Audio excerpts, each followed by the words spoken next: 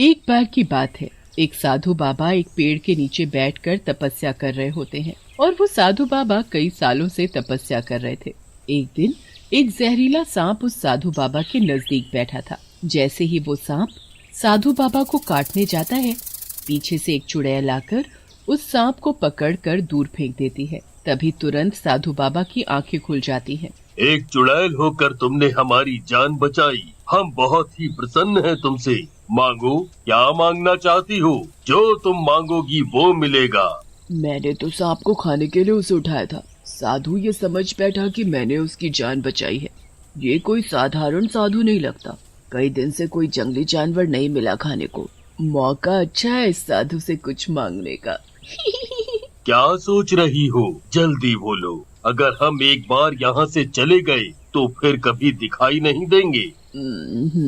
ठीक है, मांगती हूँ। मुझे ना एक उड़ने वाला पक्षी बना दीजिए साधु बाबा, जिसकी नजरें चाकू से भी तेज हो और वो बादलों की गहराइयों तक उड़ सके, ऐसा पक्षी। ठीक है। साधु अपने कमंडल से जल निकालता है, उसे हाथ में लेते हुए कुछ मंत्र पढ़ता है और चुड़ैल के ऊपर फेंक देता है। तभी चुड़ैल के दोनों तरफ पंख निकल आते हैं। अब उसका आधा शरीर एक बाज का था और आधा चुड़ैल का। फिर साधु बाबा वहाँ से चले जाते हैं। चुड़ैल पंख पाकर बहुत खुश थी। कैसा बुद्धू बनाया मैंने उस साधु को। अब मैं इन पंखों से कहीं भी उड़ सकती हूँ। तभी चुड़ैल उड़कर एक बड़े से पेड़ पर जाकर बैठ जाती है। उस पेड़ पर एक बड़ा सा घोंसला बना था। वो घोंसला एक बाज का था और उस घोंसले में बाज के 3 छोटे छोटे बच्चे भी थे। अरे, ये घोंसला तो किसी बाज का लगता है। मेरा यहाँ रहना ठीक नहीं है।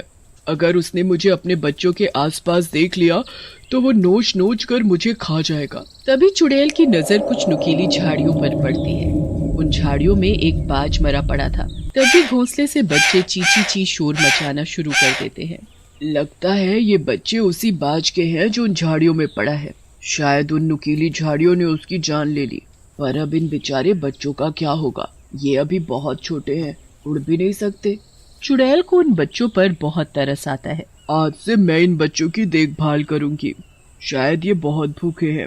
इनके लिए मैं जल्दी कुछ खाने को ले आती हूँ। चुड़ैल बच्चों के लिए कहीं से रोटी लाती है, पर बाज के बच्चे रोटी नहीं खाते। अरे, रोटी नहीं खानी तो क्या खाना है? हे भगवान, ये मैं कैसी मुसीबत में पड़ गई। हाँ, बाज को मांस खाना पसंद है, तो उसके बच्चे भी मांस ही खाएंगे। तभी वहाँ जंगल में एक आदमी दिखाई देता है। वो वहाँ लकड़ियाँ चुनने आया था। क्यों ना मैं इस आदमी को इन बच्चों का भोजन बना दूं? फिर क्या था? चुड़ैल अपने पंख फैलाती हुई उस आदमी को पकड़कर पेड़ पर ले जाती है। बाज के बच्चे उस आदमी को देखते ही उसे नोच नोच कर खा जाते हैं। इन बच्चों की पसंद और मेरी पसंद बहुत मिलती जुलती है। बाज के बच्चे अब चुड़ैल को अपनी माँ समझने लगे। सभी बच्चे चुड़ैल से चिपक कर सो जाते हैं। सुबह होते ही बच्चे फिर से खाने के लिए शोर मचाने लगते हैं। चुड़ैल खाने की तलाश में गांव में घुस जाती है। अरे वो देखो, वो क्या बला है? उसका तो आधा शरीर चुड़ैल सा और आधा बाज का दिखता है। पर वो यहाँ हमारे गांव में किस लिए आई है? ये हम सबको कैसे घूर घूर कर देख रही है? देखो देखो। सुनो गांव वालों, मेरे बच्चे बहुत भूखे हैं। उनके लिए मुझे खाना चाहिए। आराम से देते हो तो ठीक, नहीं तो मुझे छीनना भी आता है। इसे तो देखने में भी बहुत डर लग रहा है। अरे भाइयों, इसे जो चाहिए वो दे दो और यहाँ से दफा करो। तभी 2-3 गांव के आदमी अपने अपने घरों से खाना लाकर उस चुड़ैल के सामने रख देते हैं। मेरे बच्चे ये सब नहीं खाते। फिर तुम्हारे बच्चे क्या खाते हैं? मेरे बच्चे मांस खाते हैं, वो भी इंसानों का।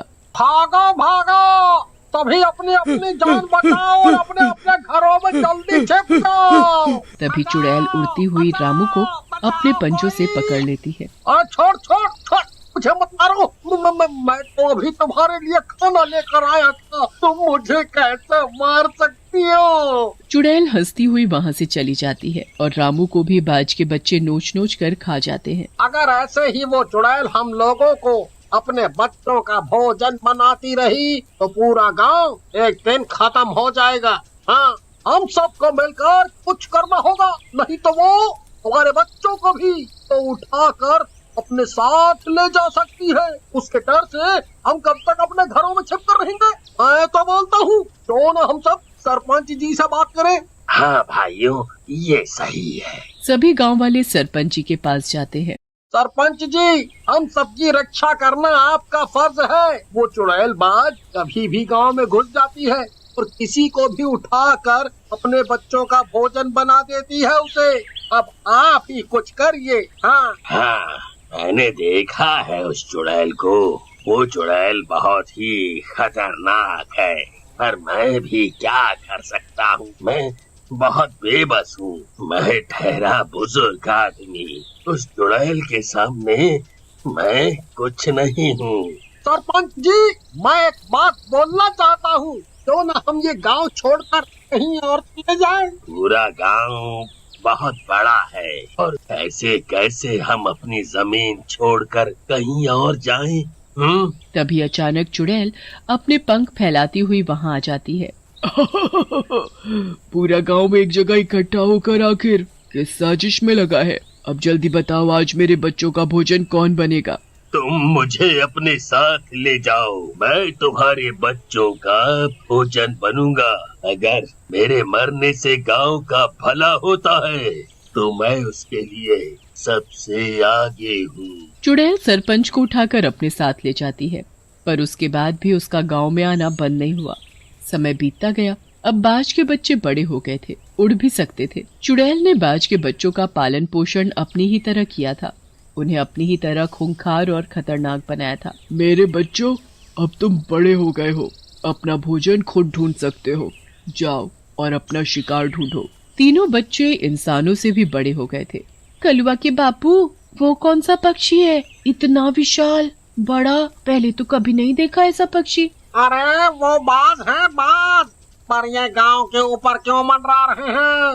अरे ये तो बाज है। ये बाज तो यही इधर ही की तरफ आ रहे हैं।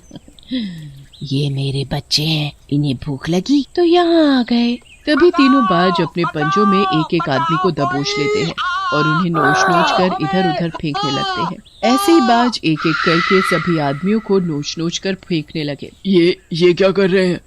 अगर ये ऐसे ही एक दिन में सभी लोगों को मार देंगे तो आगे क्या खाएंगे? ये सही नहीं कर रहे। मुझे इन बच्चों को रोकना होगा। रुको मेरे बच्चों, रुको। ऐसा मत करो, सभी को मत मारो।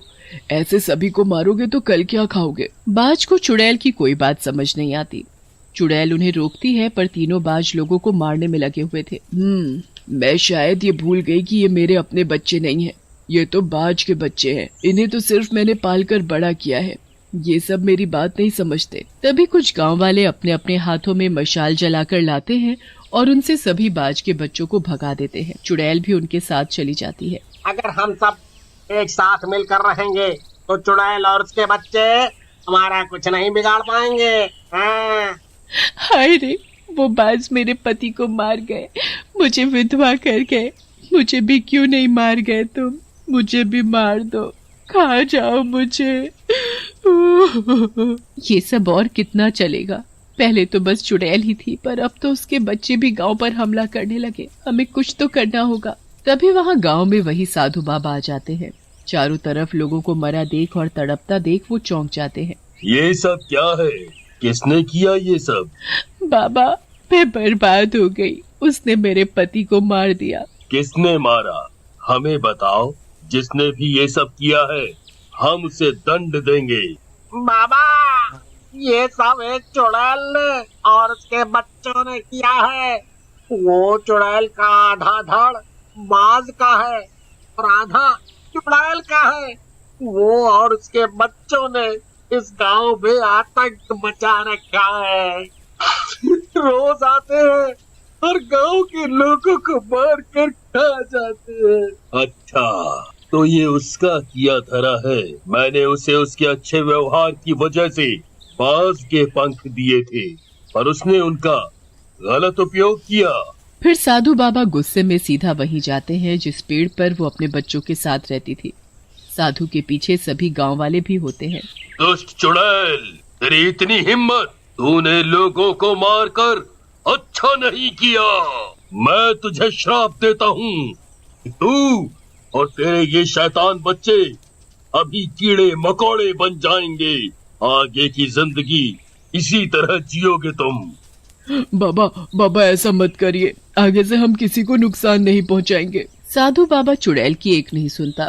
तभी चुड़ैल बाज और उसके बच्चे छोटे छोटे कीड़े बन जाते हैं और जमीन पर रेंगने लगते हैं। फिर सभी गांव वाले चैन की सांस लेते हैं।